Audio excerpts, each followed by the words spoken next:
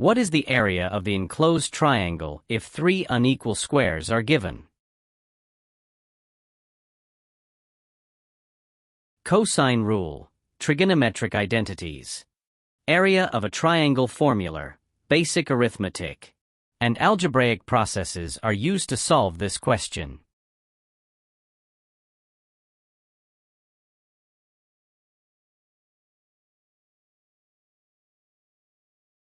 Solution.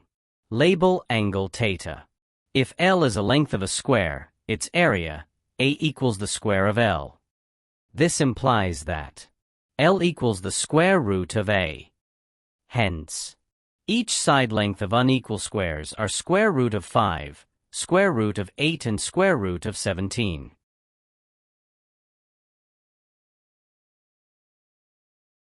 Using cosine rule on the triangle formed. Cosine theta equals the sum of the square root of 5 and the square root of 8 minus the square root of 17. All divided by 2 times the product of the square root of 5 and the square root of 8. This implies that cosine theta equals negative the square root of 10. All divided by 10. We call it equation 1. It is because theta is an obtuse angle.